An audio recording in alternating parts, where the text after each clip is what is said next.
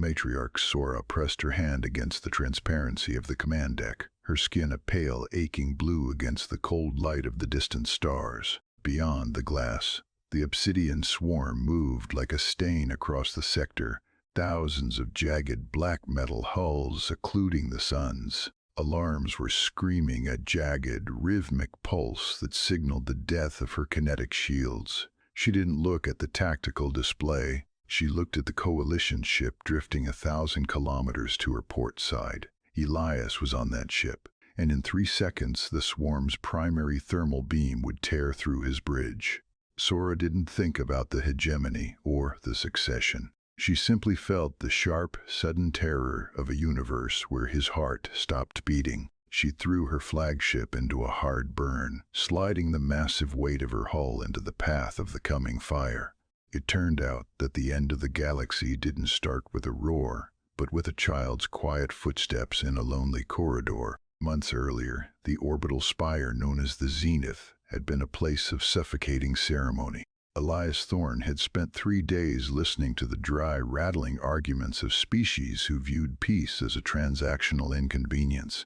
He was a man of utility, his dress uniform feeling like a cage, his mind still heavy with the memory of a colony that hadn't survived the last war. He had come to mediate a war, but he felt as though he were simply watching the clock run out on humanity's relevance. The princess found him near the observation ports of the tertiary ring. Kaylee was small, even for an Azuran, but her silver hair threw off a soft bioluminescent glow that made the shadows retreat. She didn't lead with a greeting. She led with a gaze so heavy it felt like a physical weight. "I have watched you," she said, her voice a melodic chime. "You do not talk like the others.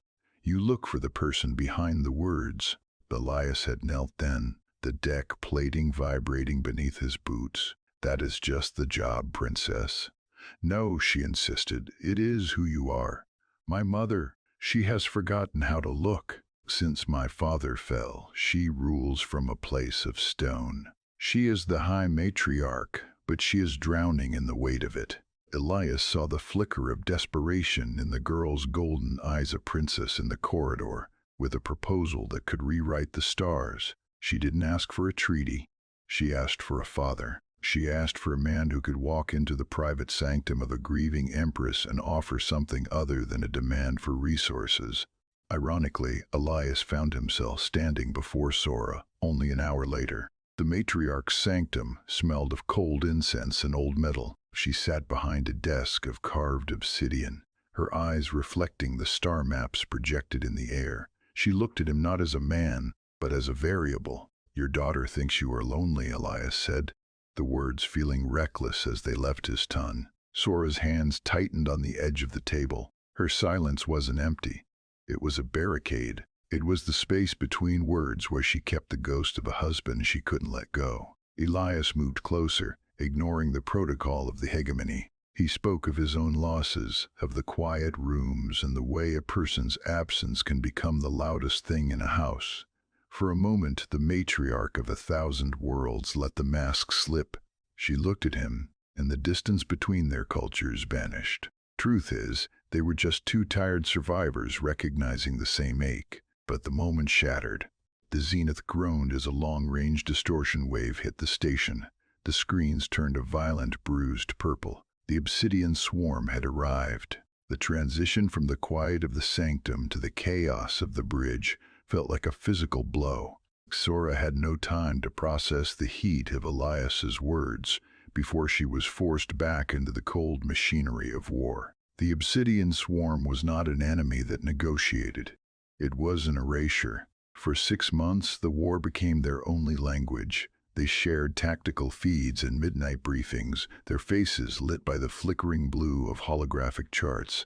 There was a pull between them that defied the gravity of their stations. Elias watched the way Sora carried the weight of her people, her shoulders never quite losing their tension even when they were alone. She watched the way he treated his crew like family, a concept that felt revolutionary to an empress raised on hierarchy.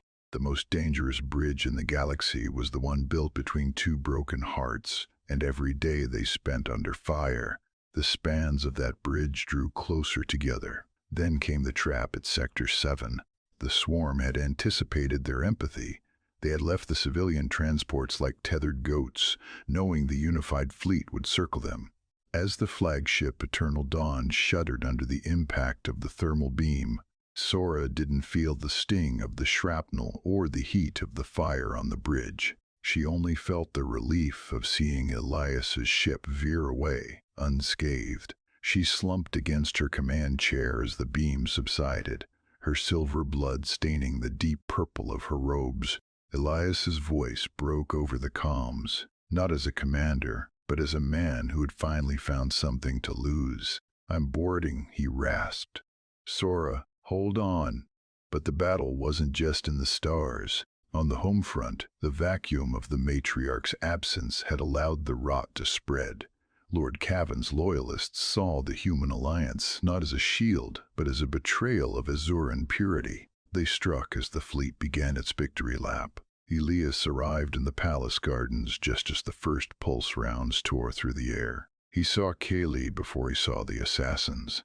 The girl didn't hesitate. She was small, a flicker of silver light moving toward her wounded mother.